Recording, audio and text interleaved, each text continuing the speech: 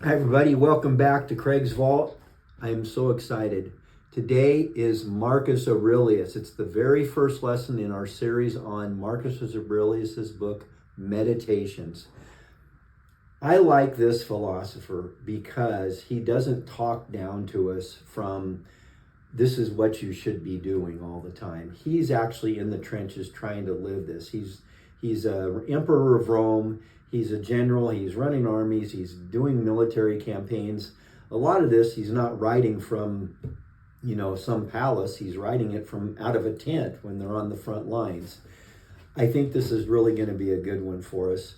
This first one is all about impermanence and the simple life. Okay, so if you look at my book, I've got the old Classic Club version. I've had this for probably close to 40 years. Probably really started reading it and studying it maybe 25, 30 years ago. But lots and lots of highlights.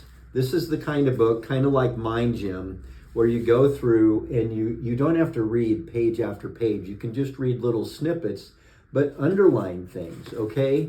Go in here and I've got all these purple Post-it notes in there because these were passages I was picking out for this series for my quotes. But I've got a lot of things in here highlighted, a lot of things in the margins, boxes I draw around things.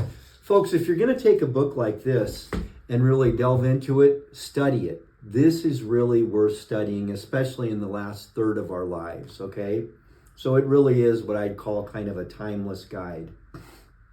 So again, in this first lesson, we're looking at this impermanence and the simple life.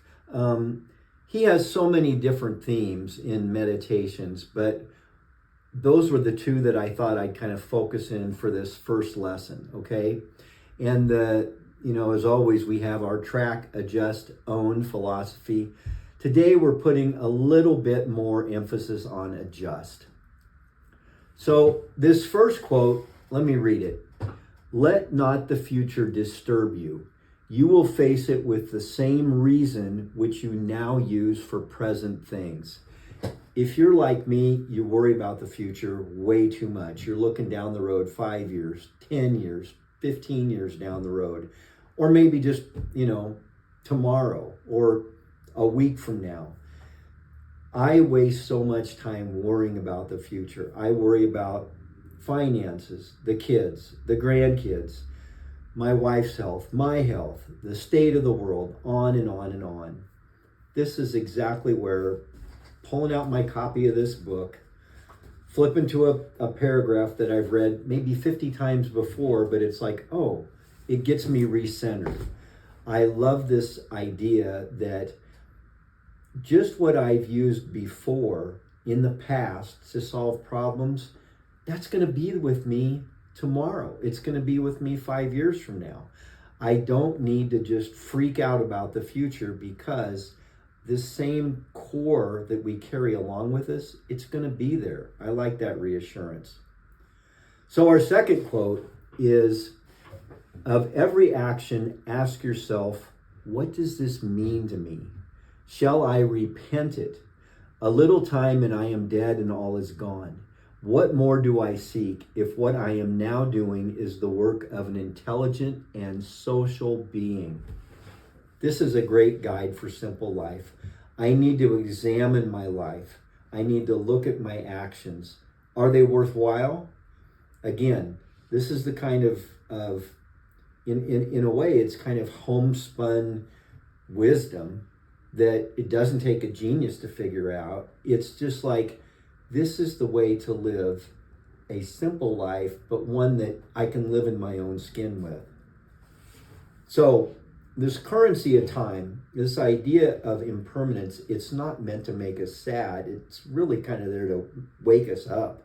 And remembering, at least for me, remembering that time is finite helps me strip away the non-essentials in my life so I can really point my energy toward what counts.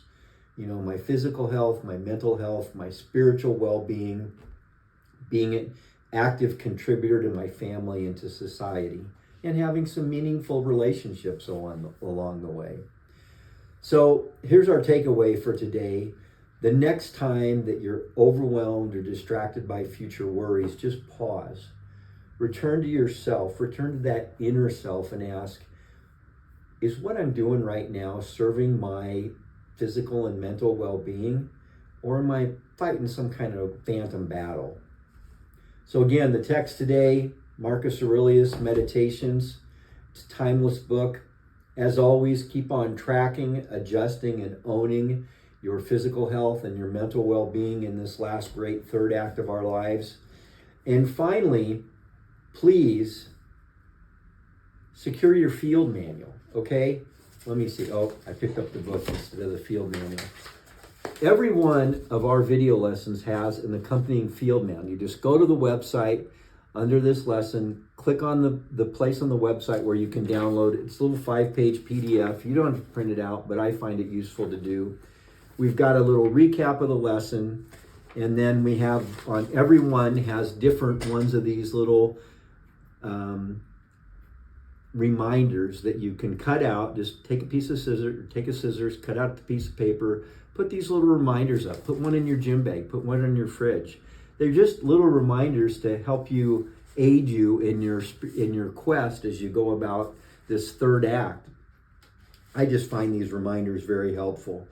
They've all got a little worksheet in them. Every one of the worksheets is slightly different that has to do with that week's lesson or that video's lesson. And then for the Marcus Aurelius series on meditation, we have some of my favorite quotes are in there, okay? It's no substitute for you going out and getting your own book, by the way, which I really urge you to do. And as always, remember, I believe in you.